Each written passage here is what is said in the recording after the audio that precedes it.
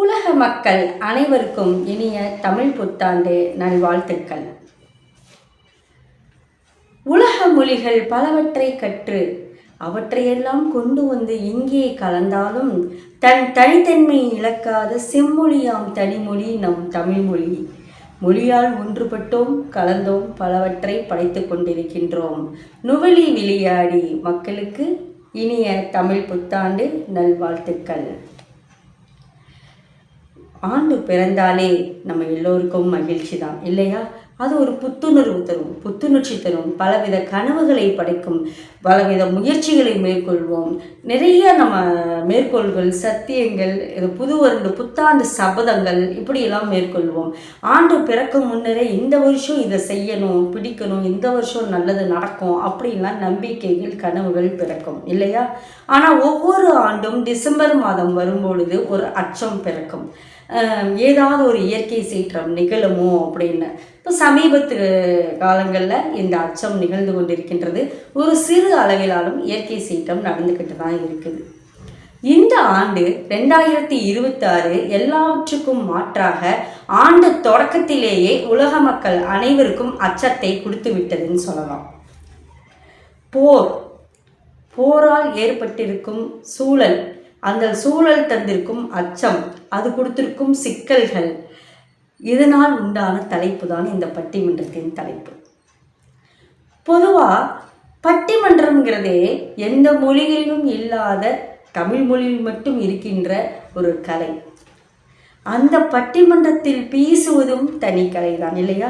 ஏகப்பட்ட பட்டிமன்றங்கள், எத்தனையோ சேனல்கள், ஊரை சுற்றி நடக்கின்ற திருவிழாக்களில், மேடைகளில் நடக்கின்ற பட்டிமன்றங்கள், விதமான பட்டிமன்றங்கள், இப்படி பட்டிமன்றங்கள் நிறைய நமக்கு கிடைக்கின்றது. நிறைய பேச்சாளர்கள் இருக்கிறாங்க. நமக்கு பொழுதுபோக்காகவும் அறிவாகவும் அறிவார்ந்த சிந்தனைகளை தருவதாகவும் இருப்பது பட்டிமன்றங்கள் தான் இல்லைங்களா?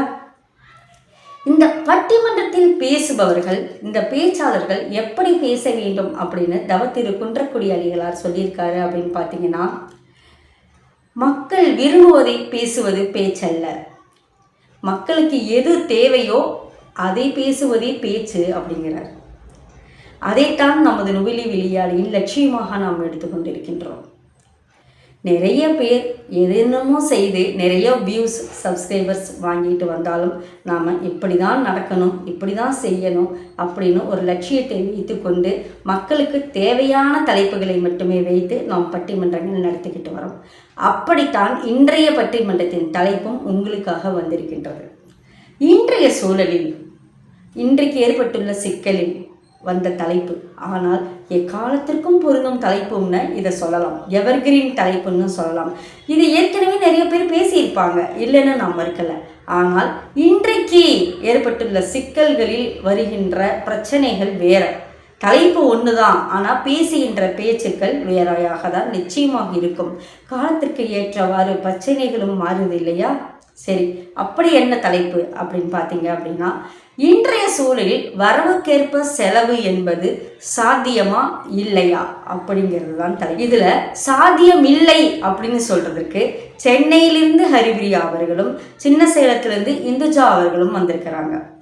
சாத்தியமே, முயற்சி செய்தால் சாத்தியமே அப்படின்னு சொல்றதுக்கு கோவையிலிருந்து பாரதி சரவணன் அவர்களும், நாகையிலிருந்து ஜெயஸ்ரீ அவர்களும் வந்திருக்கிறாங்க. 4 பேரும் 2 தலைமுறையினர், நன்கு பேசக்கூடியவர்கள். சாத்தியமா, சாத்தியம் இல்லையா, ஏன் சாத்தியம் இல்லை, அதற்கான கூறுகள் என்ன, காரணிகள் என்ன அப்படின்னு சொல்றதுக்கு 2 பேர். அது எப்படி சாத்தியம் இல்லாம போதும்? முயற்சி தான் தேவை, முயற்சி செஞ்சால் நிச்சயம் சாத்தியமாகும். அதற்கு எந்த மாதிரி முயற்சிகள் தேவை அப்படின்னு சொல்றதுக்கு இருவரும் வந்திருக்கின்றனர். பார்க்கலாம். இந்த பட்டிமன்றம் இப்பொழுது பேச்சாளர்கள் வசம் ஒப்படைக்கப்படுகின்றது. 4 பேரும் பேசட்டும். பேசி முடிந்த பிறகு நாம் தீர்ப்பின் சமயம் இதை பற்றி கொஞ்சம் விளக்கமாக பேசலாம். இப்பொழுது பட்டிமன்றத்தின் முதல் பேச்சாளராக சென்னையிலிருந்து ஹரிபிரியா அவர்கள், இதெல்லாம் சாத்தியமே இல்லைங்க, வரவுக்குள்ளார செலவுங்கிறது எப்படி சாத்தியமாகும் அப்படின்னு கேட்பதற்காக வராங்க. இவர் பட்டிமன்ற உலகத்திற்கு புதியவர். இந்த புது பேச்சாளரை பூங்கொத்து கொடுத்து வரவேற்கின்றது நுவலி விளையாடி. வாங்க ஹரிபிரியா, வாங்க, உங்களுடைய கருத்துக்களை சொல்லுங்க. தமிழுக்கு அமுதென்று பெயர், அந்த தமிழின்ப தமிழ் எங்கள் உயிருக்கு நீர் என்ற பாரதிதாசனின் வரிகளை நினைவு கூர்ந்து தமிழ் தாய்மொழியை வணங்கி என் உரையை துவங்குகிறேன். உலகம் முழுவதும் பரவி நம் தாய் தமிழ் மொழியை அடுத்த தலைமுறையினருக்கு சிறப்பாக சேர்த்து கொண்டிருக்கிற நம் தமிழ் மக்கள் அனைவருக்கும் தமிழ் புத்தாண்டு நல்வாழ்த்துக்கள். இந்த நிகழ்ச்சியில் பங்கேற்க வாய்ப்பளித்த நடுவர் சாய்சுதா அவர்களுக்கும் நுவலி விளையாடி நேயர்கள் அனைவருக்கும் என் வணக்கங்கள். இன்றைய சூழலில் வரவுக்கேற்ற செலவு என்பது மிக மிக சிரமமே என்ற தரப்பில் வாதாட வந்துள்ளேன். 50களிலேயே NSK அவர்கள் சம்பளத்தை பத்தி ஒரு பாடல்ல சொல்லியிருப்பாருங்க. தேதி 1ல இருந்து 20 வரைக்கும் கொண்டாட்டம் கொண்டாட்டம், 21ல இருந்து 30 வரைக்கும் திண்டாட்டம் திண்டாட்டம். ஆனா இன்னைக்கு சூழ்நிலை என்ன தெரியுமா நடுவர் அவர்களே? மாசம் பிறந்து அக்கௌண்ட்ல காசு கிரெடிட் ஆன உடனே பாக்கெட்டுக்கு வருதோ இல்லையோ, அதுக்கு முன்னாடியே EMIங்கிற பேர்ல பாதி காசு போயிடுங்க. வீடு EMI, car EMI, TV EMI, இப்படி EMIக்கே எல்லா காசும் செலவாயிட்டா எப்படிங்க வரவுக்கேத்த செலவு பண்றது? இதுல எதிரணியில இருந்து வர வந்துருவாங்க, வரவுக்குள்ள செலவு பண்றனா துந்தனான்னு. முதல்லலாம் வாழ்க்கைய வாழ்றதுக்காக செலவு பண்ண வேண்டியதா இருந்துச்சு. இப்போ இந்த EMI கட்டுறதுக்காகவே சம்பாதிக்க வேண்டியதா இருக்கு. இன்னைக்கு நாட்டுல விலைவாசி எந்த லெவலுக்கு விழுந்துட்டு இருக்கு தெரியுதுங்களா? கேரட் கிலோ 120 ரூபாய், புடலங்காய் 80 ரூபாய். இல்ல, நான் தெரியாம தான் கேக்குறேன், எந்த கடையிலயாவது மாசம் 1 லட்சம் ரூபாய் சம்பளம் வாங்குறவங்களுக்கு தனி காசுன்னும் 30,000 ரூபாய் சம்பளம் வாங்குறதுக்கு தனி காசுன்னும் பொருள் விற்கிறாங்களா என்ன? இப்படி இருக்கும்போது எப்படி எல்லாராலையும் வரவுக்கேத்த செலவு பண்ண முடியும்? முதல்லலாம் மாசம் பிறந்துச்சுன்னா வீட்டு வாடகை, பால், மளிகை ஜாமான்னு யோசிப்போம். இப்போ மொபைல் ரீசார்ஜ் முதல் கொண்டு இல்ல யோசிக்க வேண்டியதா இருக்கு. ஒரு மொபைலுக்கு மாசம் ரீசார்ஜ் பண்றதுக்கு 399 ரூபாய். இதுல ஒரு குடும்பத்துல 5 பேர் இருக்காங்கன்னா மொபைல் ரீசார்ஜ்க்கு மட்டுமே எவ்வளவு செலவு பண்ண வேண்டியதா இருக்குன்னு கணக்கு போட்டு பாருங்க. உடல் ஆரோக்கியத்தை பத்தின விழிப்புணர்வு இப்போ பொதுவாவே எல்லாத்துக்கும் ஏற்பட்டுட்டு இருக்கு. நிறைய பேர் இத பத்தி பேசுறாங்க, ரொம்பவே வரவேற்கத்தக்க விஷயம். காலையில எந்திரிச்சோடனே ஊற வச்ச பாதாம் மஞ்சு சாப்பிடுங்க. டெய்லியும் சாப்பாட்டுல சிறுதானியம் சேர்த்துக்கோங்க. ராஜாக்கள் சாப்பிட்ட அரிசி, கருப்பு கவுனி அரிசி சாப்பிடுங்க. கொலஸ்ட்ரால் குறையும், உடம்பு இழைக்கும். நடுவர் அவர்களே இதெல்லாம் பண்ணி உடம்பு இழைக்குதோ இல்லையோ, ஆனா பாக்கெட் நல்லாவே இழைக்குது. இதுல மாசமான ஒரு எதிர்பாராத செலவு வேற. இப்போ சமீபத்துல கூட போரின் காரணமா சிலிண்டர் தட்டுப்பாடு வந்துரும், பெட்ரோல் விலை ஏறப்போகுது அப்படிங்கிற ஒரு தகவல் எல்லாம் பரவிட்டு வந்துச்சு. நம்மளும் என்ன பண்ணோம், அச்சச்சோ பெட்ரோல் காசு ஏறிடுமோ, பெட்ரோல் தட்டுப்பாடு வந்துருமோ அப்படின்னு சொல்லிட்டு விடிய விடிய பெட்ரோல் பங்க்ல நின்று டேங்க் ஃபில் பண்ணிட்டு வந்தோம். இதுல எத்தனை பேரு சிலிண்டர் கிடைக்காம ஒரு 300-400 எக்ஸ்ட்ரா கொடுத்து பக்கத்துல வாங்கணும். இப்படி மாசமான ஒரு எதிர்பாராத செலவு வந்து துண்டு விழுந்துட்டா வரவுக்குள்ள செலவு எப்படிங்க பண்றது? ஒரு பழமொழி சொல்லுவாங்க, வீட்டை கட்டிப்பாரு கல்யாணம் பண்ணிப்பாரு அப்படின்னு சொல்லிட்டு. நம்ம வீடு வாங்குற செலவுதான் அங்க EMIல இருக்கு. இப்போ இந்த கல்யாண செலவை பத்தி பாத்திடலாமா? கொஞ்சம் வருஷத்துக்கு முன்னாடி வரைக்கும் நம்ம கல்யாணம்னா என்னங்க செலவு இருக்கும்? மண்டபம் பார்க்கணும், வரவங்களுக்கு நல்லா சாப்பாடு போடணும், ஐயரு செலவு. ஆனா இப்போ கல்யாணங்கிறது எப்படி தெரியுங்களா? ஹால்தி, ரிசப்ஷனு, கல்யாணம், இதுல வேலைக்கு ஒவ்வொரு காஸ்டியூம்ஸ், ஒவ்வொரு stage decoration, pre wedding shoot, post wedding shoot, மணப்பொண்ணுக்கு அலங்காரம் மட்டுமே 20,000 இருந்து 1 லட்சம் ரூபாய் வரைக்கும் ஆகுதுங்க. கல்யாணம் பண்றதுக்கே லோன் போட வேண்டியதா இருக்கிற நிலைமையில எப்படிங்க வரவுக்கேத்த செலவு பண்றது? வரவுக்கேத்த செலவுங்கிறது ஒரு 8 கனிதாங்க. வாரம் ஃபுல்லா ஒர்க் ப்ரெஷர்ல போகுது. சரி, ஒரு வீக்கெண்டு கொஞ்சம் ரிலாக்ஸ் பண்ணலாமே அப்படின்னு ஃபேமிலியோட படம் பார்க்க போனா சினிமாக்கு ஆகிற செலவு எவ்வளவு தெரியுங்களா? டிக்கெட்டுக்கு மட்டும் செலவு பண்ணா பத்தாதுங்க. பாப்கார்ன் மட்டுமே 500 ரூபாய். இதுல பைக் பார்க்கிங் வேற 200 ரூபாய். குடும்பத்தோட ஒரு 5 பேர் படம் பார்க்கற செலவு மட்டுமே 5000 ரூபாய் ஆச்சுன்னா வரவுக்கேத்த செலவு எப்படிங்க சாத்தியம்? ஃபர்ஸ்ட் எல்லாம் டூர் போகணும்னா நம்ம எங்க போவோம்? கொஞ்சம் சின்ன வயசா இருக்கிறவங்க எல்லாம் ஊட்டி, கொடைக்கானல் போயிட்டு வரலாம் அப்படின்னு சொல்லுவாங்க. கொஞ்சம் வயசானவங்க எல்லாம் காசி, ராமேஸ்வரம், எங்கேயாவது கோவில் கொடன்னு சுத்திட்டு வரலாம் அப்படின்னு சொல்லுவாங்க. ஆனா இன்னைக்கு இருக்கிற நிலைமையில சின்னவங்கல இருந்து பெரியவங்க வரைக்கும் வயசு வித்தியாசமே இல்லாம இன்டர்நேஷனல் டூர் போகணும்னு லிஸ்ட் போட்டு வச்சிருக்காங்கங்க. இதுல இந்த இன்டர்நேஷனல் ட்ரிப்பு கூட்டிட்டு போறதுக்கே இஎம்ஐ ஆப்ஷன் வச்சுலாம் பல கம்பெனி இருக்கு. சோஷியல் மீடியா இந்த இன்ஸ்டாகிராம், ஃபேஸ்புக் எல்லாம் ஓபன் பண்ணிட்டா போதுங்க. போன வாரம் தான் சிங்கப்பூர் போயிட்டு வந்தேன்னு ஒருத்தன் போஸ்ட் போட்டிருப்பான். துபாயில இருக்கேன்னு இன்னொருத்தன் போட்டோ போட்டிருப்பான். தாய்லாந்து போக போறேன் ரெடி டு ஃபிளைன்னு இன்னொருத்தன் போட்டோ போட்டிருப்பான். இப்படி மாறி மாறி ஒவ்வொருத்தவங்களா போட்டோ போட்டுட்டே இருக்கும்போது நம்ம மட்டும் வெளிநாடு போகணுங்கிற ஆசையெல்லாம் வருங்களா வராதுங்களா? நம்ம மட்டும் எத்தனை நாள் தாங்க கிணத்து தவளையா நம்ம ஊரையே சுத்தி சுத்தி வருது? இப்படி செலவு லிஸ்ட் மேல லிஸ்டா போய்கிட்டே இருக்கும்போது வரவுக்குள்ள செலவு எப்படிங்க பண்றது? நான் இப்போ 2 நாள் முன்னாடி என்னோட தோழி ஒருத்தவங்களை பார்த்து பேசிட்டு இருந்தேன். அவங்க குடும்பத்துல ஏற்பட்ட ஒரு எதிர்பாராத மருத்துவ செலவை பத்தி சொல்லிட்டு இருந்தாங்க. இன்சூரன்ஸ் எடுக்காம விட்டதை பத்தி வருத்தப்பட்டு சொல்லிட்டு இருந்தாங்க. நீயும் இன்சூரன்ஸ் எடுத்துரு அப்படின்னு சொல்லி எனக்கு அட்வைஸும் பண்ணிட்டு போனாங்க. சரி சொல்றாங்களே அப்படின்னு சொல்லிட்டு இன்சூரன்ஸ் பத்தி விசாரிச்சா, ஒரு மனுஷனுக்கு எத்தனை insurance, health insurance, term insurance, life insurance, இதுல வீட்டுல இருக்கிற வண்டிக்கெல்லாம் இன்சூரன்ஸ். ஒரு இன்சூரன்ஸ்க்கே இத்தனை செலவு பண்ண வேண்டி இருக்கிற நிலைமையில வரவுக்குள்ள செலவு மட்டும் எப்படிங்க சாத்தியம்? நமக்கு நம்மளுக்கு பணம் சம்பாதிக்கிற வழி என்னமோ ஒண்ணுதான். ஆனா செலவாகிற வழி மட்டும் எல்லா பக்கமத்துல இருந்து வருது. நடுவர் அவர்களே, நான் எதிரணியை பார்த்து ஒரே ஒரு கேள்வி மட்டும் கேட்கிறேன். இந்த கேள்விக்கு மட்டும் அவங்க விடை கொடுத்துட்டாங்கன்னா நான் இப்பவே எதிரணியில போய் உட்காந்துடுறேன். ஒரு நாட்டுக்கு பட்ஜெட் போடும் போதே வரவுக்குள்ள செலவு பண்ண முடியல, துண்டு விழுந்துடுறது. ஒரு பொருளாதார வல்லுநர்களாலேயே முடியல அப்படின்னா ஒரு சாதாரண சாமானியனால என்னால மட்டும் எப்படி முடியும்? எனவே வரவுக்குள்ள செலவு என்பது மிக மிக சிரமமே என்று சொல்லி எனது வாதத்தை முடிக்கிறேன். வாய்ப்பளித்த நடுவர் அவர்களுக்கு நன்றி, வணக்கம்.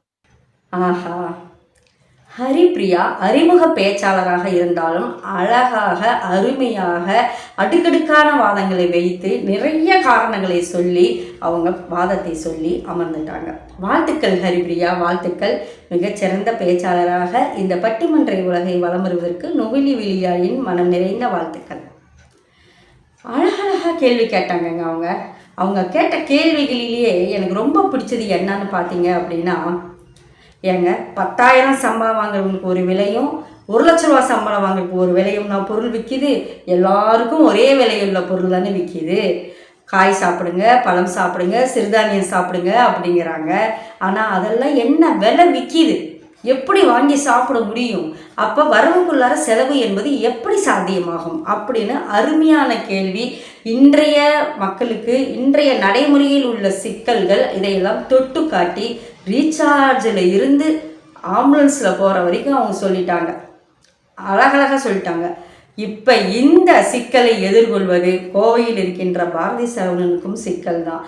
அவங்க எப்படி தான் இந்த வரவுக்குள்ள செலவுங்கிறது சாத்தியம்தான் அப்படின்னு சொல்கிறாங்கன்னு பார்க்கலாம். அதற்கு எந்தெந்த மாதிரி முயற்சிகளை மேற்கொள்ள சொல்கிறாங்க அப்படிங்கிறதையும் பார்க்கலாம்.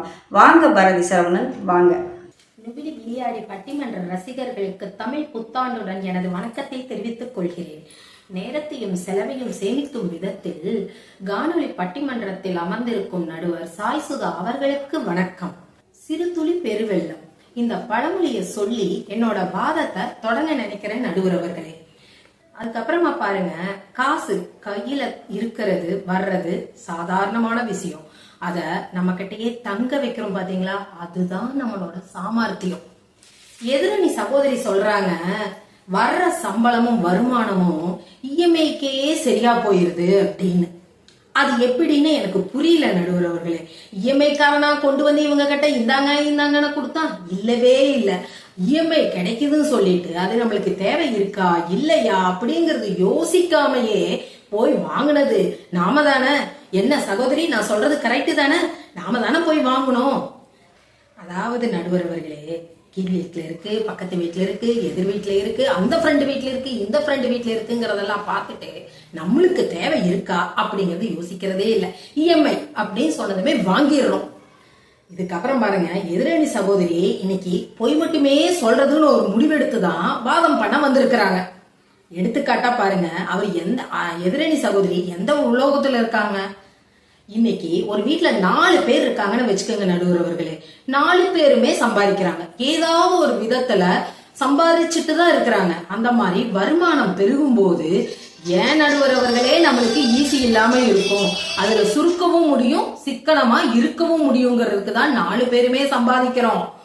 அதாவது இன்கம்ங்கிறது ஒரு பிரச்சனையே இல்ல, நம்மளோட மைண்ட் செட் எப்படி இருக்குங்கிறது தான் நம்ம யோசிக்கணும் நடுவர்களே.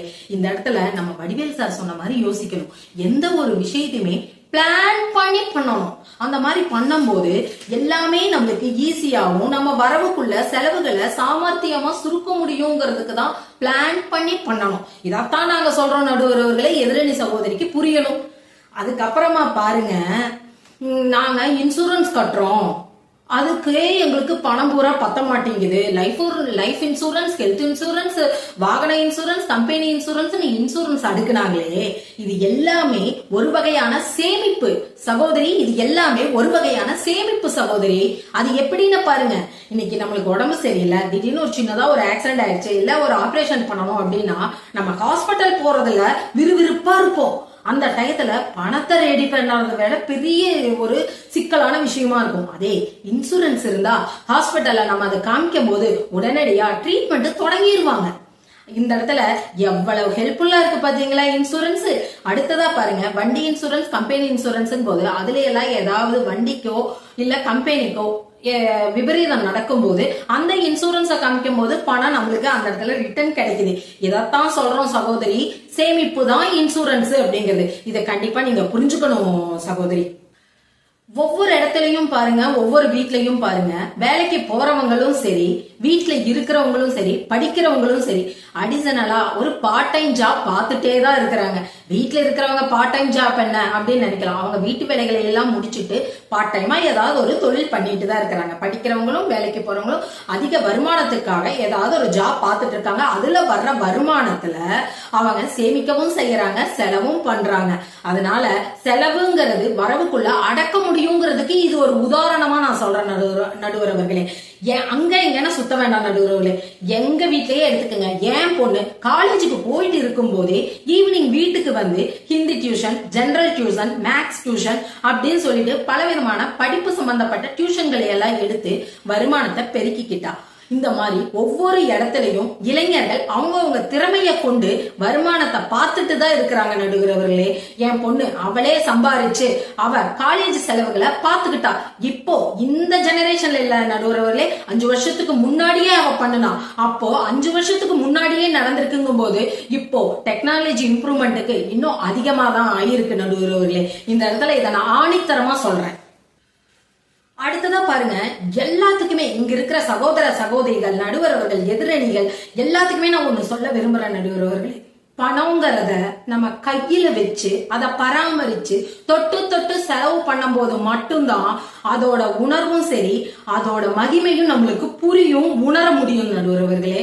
அப்பதான் அளவா தேவைக்கு ஏற்ப செலவு பண்ணுவோம். அதே இப்ப புதுசா ஆன்லைன் பேமெண்ட்னு ஒண்ணு வந்துருச்சு. அதுல பர்ச்சேஸ் பண்றதுல இருந்து எந்த ஒரு விஷயம்னாலும், ஒரு ஹோட்டலுனாலும் சரி, இல்ல வெளியூர் போறதுக்கு டிக்கெட்டுனாலும் சரி, எல்லாமே ஆன்லைன்ல எடுக்கிறாங்க. நம்ம நேரடியா போய் எடுக்க முடியுங்கிற ஒரு விஷயத்த கூட போறது இல்ல, எல்லாமே ஆன்லைன்ல எடுக்கிறாங்க. என்னமோ கூகுள்காரன் அவன் வந்து நம்ம அக்கௌண்ட்ல பணம் போட்ட மாதிரி அழகா நம்ம ஸ்வைப் பண்ணிட்டு போயிட்டே இருக்கோம் நடுவர்களே. ஒண்ணுமே இல்ல, எடுத்துக்காட்டா பாருங்க, ஒரு சினிமா டிக்கெட் நேர்ல போய் எடுத்தா 200 ரூபாய், அதே ஆன்லைன்ல போன் மூலியமா புக் பண்ணோம்னா 260 ரூபாய் வருது. அது இதுன்னு சொல்லிட்டு டாக்ஸ் போட்டு நம்மளுக்கு எச்சாதான் சொல்றான். இந்த மாதிரி எல்லா விஷயத்திலயுமே ஆன்லைன்ல பண்ணும் போது எச்சாதான் ஆகுது நடுவர்களே செலவு. பணத்தை என்னைக்குமே நம்ம அருமை தெரிஞ்சு தொட்டு தொட்டு செலவு பண்ணும் போது தேவைக்கு ஏற்ப இது முக்கியம், எவ்வளவு செலவு பண்ணிருக்கோம், எவ்வளவு மிச்சம் இருக்குங்கிறத பார்க்கும் போது நம்ம வரவுக்குள்ள செலவுகளை அடக்க முடியும் நடுவர்களே, அடக்க முடியும். அடுத்ததா பாருங்க நடுவர்களே, சமூகத்தால நம்மளுக்கு செலவுகள் கொஞ்சம் வரும். அடுத்தது நம்ம ஆசையால செலவுகள் கொஞ்சம் வரும். அது எப்படின்னு பாருங்க, கல்யாணம் அதை எடுத்துக்கங்களேன். சமூகத்துக்காக கண்டிப்பா நம்ம கல்யாணத்தை பண்ணிதான் ஆகணும். அந்த கல்யாணத்தை நம்ம ஒரு நாள்லயே பண்ணலாம். ஆனா நம்ம சகோதரி சொன்னாங்க, ஹல்தி, ஃப்ரீ ஷூட்டு, அந்த மாதிரி அழகா பலவிதமான ரசனைகளோட சொன்னாங்க. அதெல்லாம் கரெக்ட் தான், இல்லன்னு சொல்லல நடுவர் அவர்களே. அதே விஷயங்களை அனைத்தையும் ஒரே நாள்ல அடக்கி அழகா பண்ணலாம். பண்ணும்போது பணம் நம்மளுக்கு சிக்கனமாகும். அந்த சிக்கனமான பணத்தை நம்ம குழந்தைங்க மேல டெபாசிட் பண்ணும்போது அந்த டெபாசிட்டுக்கு வட்டி வரும் நடுவர்களே, வட்டி வரும். இந்த விஷயத்த நம்ம சேரன் சார் படம் மூலியமா, திருமணம்ங்கிற ஒரு படம் மூலியமா அவர் சொல்லி இருக்காரு.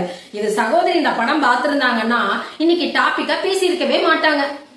அந்த பணத்தை அழகா வைக்கும் போது சகோதரி சொன்ன மாதிரி நம்ம குழந்தைங்களுக்கு ஏதாவது தேவைகள், சிக்கனம், வரவுக்கு மீறி செலவு ஆகுதுங்கும் போது அந்த பணத்தை எடுத்து அவங்க யூஸ் பண்ணிக்க முடியும் நடுவர்களே. அடுத்ததா ஒண்ணு நடுவர்களே, இது ஜென்ரலா நடைமுறை வாழ்க்கையில நம்மளோட ஒட்டி ஒட்டி வர்ற ஒரு சின்ன விஷயம் தான். இது எல்லா இடத்துலயும் நடந்துட்டு இருக்கிற விஷயம் தான். ஒரு டீ கடையில ஆரம்பிச்சு சலூன் கடை வரைக்கும் பாருங்களேன், நம்ம நினைச்ச பட்ஜெட்ல எதுவுமே பண்ண முடியாது. அது எப்படின்னா பாருங்க, இது நம்ம யோசிச்சா நம்ம பட்ஜெட்டுக்குள்ள கொண்டு வர முடியும். அது எப்படின்னா பாருங்க, ஒரு டீ கடைக்கே போறோம், ஒரு ஹோட்டலுக்கே போறோம், நம்ம போய் ஒரு காஃபி மட்டும் சாப்பிடலாம் சொல்லி ஆர்டர் பண்ணுவோம். அந்த இடத்துல இன்னைக்கு சூடா இந்த ஐட்டம் ரெடியா போட்டிருக்கோம், ரொம்ப டேஸ்டா இருக்கும், இது நம்ம கடை ஸ்பெஷலும்பாங்க. ஹோட்டல்ல பாருங்க, இது காம்போ ஆஃபரு, நீங்க காஃபி மட்டும் சாப்பிடறத விட ஒரு டிஃபனும் வாங்கினீங்கன்னா அதோட காஃபி, டீ, ஸ்வீட் எல்லாமே கிடைக்கும்பா. அவன் சொல்றதுல உடனே ஆஹா அப்படியா சரி கொண்டு வாங்கல அப்படின்னு அந்த இடத்துல ஒரு செலவு கூடுதல் ஆகுது. அடுத்ததா பாருங்க, பார்லர் போவோம், ஒரு த்ரெட்டிங், புருவத்துக்கு மட்டும் போயிட்டு வரலாம், நம்ம ஃபங்க்ஷன் போகணுமே அப்படின்னு நினைச்சு உள்ள போனா, வாங்க மேடம் வாங்க, எவ்வளவு நாள் ஆச்சு நீங்க வந்து அப்படின்னு ஒரு வார்த்தை கேட்டுட்டு அதுக்கப்புறம் சொல்லுவாங்க, நீங்க வந்த நேரம் ரொம்ப சூப்பரான டைம் மேடம், இன்னைக்கு நாங்க காம்போ ஆஃபர் பண்ணிருக்கோம், நீங்க ஃபேஷியல் பண்ணீங்கன்னா த்ரெட்டிங்கும் பெடிக்யூரும் ஃப்ரீ, இந்த மாதிரி சொல்லுவாங்க. அப்படியா பரவாயில்லையே அப்படின்னு சொல்லிட்டு இது நம்மளுக்கு யூஸ் ஆகுமா யூஸ் ஆகாதான்னு கூட நினைக்காம காம்போ அந்த ஒரு இது நம்ம மைண்ட்ல ரிஜிஸ்டர் ஆகி அதுக்கும் ஒத்துக்குவோம். இதுக்கப்புறம் பாருங்க, தள்ளுபடின்னு போடுறோம். தள்ளுபடின்னு போடும் போது நம்மளுக்கு இவ்வளவு துணிமணிகள் தேவையா இல்ல இந்த திங்ஸ் தேவையா அப்படின்னு யோசிக்கிறதே இல்ல. கடகடான போறோம், பணமடான பர்ச்சேஸ் பண்றோம், வீட்டுல கொண்டு வந்து அடக்கிடுறோம். அதுக்கு பணம் பத்தலையா கடன் கூட வாங்கி நம்ம அதை அடக்கிறோம். வாங்கி அடுக்கி வைக்கிறமே, இது நம்மளுக்கு யூஸ் இல்லையா? இந்த மாதிரி ஒவ்வொரு செலவுலையும் நம்ம யோசிக்காம செய்யறதுனாலதான் வரவுக்குள்ள செலவை அடக்க முடியறது இல்ல நடுவர் அவர்களே. எது ஒரு பொருளுமே நம்மளுக்கு தேவையா தேவையில்லையா அப்படின்னு யோசிச்சு கையில பணத்தை வச்சு செலவு பண்ணும் போது எல்லா வரவுக்குள்ளையும் செலவை அடக்க முடியும் நடுவர் அவர்களே. எந்த ஒரு இடத்துலயும் நம்ம பட்ஜெட் போட்டு நம்ம செலவு பண்ணும் போது அந்த செலவுகளை நம்ம வரவுக்குள்ள அடக்க முடியும் என்பதை நான் ஆணித்தரமா சொல்லி என்னோட உரைய முடிக்கணும்னு நினைக்கிறேன் நடுவர்களே. அதுக்கு முன்னாடி ஒரு சின்ன விஷயம், அந்த காலத்திலேயே சக்கரம்ங்கிற ஒரு படம், அந்த படத்துல ஒரு பாடல் வரும். அந்த பாடல்ல ஒரே ஒரு வரி மட்டும் நான் சொல்லிக்க விரும்புறேன் நடுவர்களே. அது என்னன்னு பாருங்க, வரவுக்கு மீறி செலவு பண்ணா அவனும் குருடனும் ஒண்ணுதான். கரெக்டான வரி நடுவர் அவர்களே. வரவுக்குள்ள செலவு அடக்கணும், அப்படி இல்லைன்னா கண்ணிருந்தும் நம்ம குருடன் தான் நடுவர் அவர்களே, குருடன் தான். இந்த வாக்கியத்தை சொல்லி என்னோட உரைய நான் முடிச்சுக்கிறேன். நன்றி, வணக்கம். ஆஹா, ஹரிப்பிரியாவுக்கு சரியான பதிலடி கொடுத்தாங்க பாரதி சரவணன். வாழ்த்துக்கள் பாரதி சரவணன், வாழ்த்துக்கள். நல்லா அழகா அவங்களுடைய வாதங்களுக்கு நீங்க எதிர்வாதங்கள் வச்சிங்க. காம்போன்னு சொல்கிறாங்கப்பா. டீ கடையிலேருந்து பார்லர் வரைக்கும் இந்த காம்போ ஆஃபர் நம்மளை மனசை மயக்குது. நம்ம செய்யலான்னு நினச்சிக்கிட்டு போகிற செலவை விட அதிகமாக செலவு செஞ்சுட்டு வரோம் அப்படின்னு சொல்கிறாங்க. அதே மாதிரி என்னென்ன முயற்சிகள் மேற்கொள்ளணும்னு சொல்லும்போது அவங்க என்ன சொல்கிறாங்க, ஆசையினால் வருகின்ற செலவு பாதி, சமுதாயத்தால் வருகின்ற செலவு பாதி. நீங்கள் ஆசையால் வர செலவை மிச்சம் பண்ணலாம். ஆன்லைன் பேமெண்ட் பண்ணாமல் கையால் எண்ணி செலவு செஞ்சீங்கன்னா நிச்சயமாக செலவை மிச்சம் பண்ணலாம். உங்களுக்கு தெரியும் எவ்வளவு காசு செலவாகிறதுன்னு அப்படின்னு சொல்கிறாங்க. அதே மாதிரி இன்சூரன்ஸுங்கிறது ஒரு சேமிப்பு தானே, அது உங்களுக்கு எப்படி ஒரு செலவாகும் அப்படின்னு ஒரு அருமையான கேள்வியை எழுப்பியிருக்காங்க. ஹரிப்பிரியா அவர்களின் கேள்விகளுக்கு எல்லாம் பாரதி அவர்கள் பதில் சொல்லிட்டாங்க. ரொம்ப அழகான பதில், ரொம்ப வாதம் அப்படியே ரொம்ப சிறப்பாக போகுது இல்லைங்களா? ஹரிப்பிரியா இன்றைய சிக்கல்கள் எல்லாத்தையும் சொல்லிட்டாங்க. அந்த சிக்கல்கள் எல்லாத்தையும் தவிடுபடியாக்கிட்டாங்க பாரதி சரவணன். பார்ப்போம். இப்போ சின்ன சேலத்துலேருந்து இந்துஜா வராங்க. என்னங்க அப்படி சொல்லிட்டீங்க, இன்னும் என்னென்ன சிக்கல் நான் சொல்கிறேன் பாருங்க அப்படின்னு சொல்கிறதுக்கு இந்துஜா அவர்கள் வராங்க. வாங்க இந்துஜா, வாங்க, வேற என்ன சிக்கல் இருக்கு அப்படின்னு சொல்லுங்க பார்க்கலாம். நுவிலி விளையாடி நேர்கள் அனைவருக்கும் தமிழ் புத்தாண்டு நல்வாழ்த்துக்கள். என் நடுவர் அவர்களுக்கு வணக்கம். என்னுடன் பேச வந்திருக்கும் என் சகோதரி அவர்களுக்கும் வணக்கம். என் எதிரணி சகோதரிகளுக்கும் வணக்கம். புதிய வருடம், புதிய கனவுகளின் தொடக்கம். தைரியத்துடன் நகருங்கள், வெற்றி உங்களையே தேடி வரும். இப்போ நம்ம என்ன டாபிக் பற்றி பேச வந்திருக்கோம்னு பார்த்தீங்கன்னா, இன்றைய சூழலில் வரவுக்கேற்ப செலவு என்பது மிக மிக சிரமமே. வரவுக்கேற்ப செலவு என்பது மிக மிக சிரமமேங்க. ரொம்ப கஷ்டங்க. எப்படி நம்ம எதிரணி இல்லை அவ்வளோ சிரமம்லாம் இல்லை, நம்ம சேமித்து வைக்கலாம், நம்ம சிக்கனமாக செலவு பண்ணலாம் அப்படின்னு எப்படி இவ்வளோ தைரியமாக பேச வந்திருக்காங்கன்னே தெரியல. எவ்வளோ யோசித்தாலும் எங்கெங்க சேமித்து வைக்க முடியுது? எல்லாமே செலவு அப்படியே கண்ணை மூடிட்டு அப்படியே செலவாகிட்டே இருக்குங்க. சரி, நான் இப்போ வளவல கொலக்கலெல்லாம் பேச விரும்பலைங்க.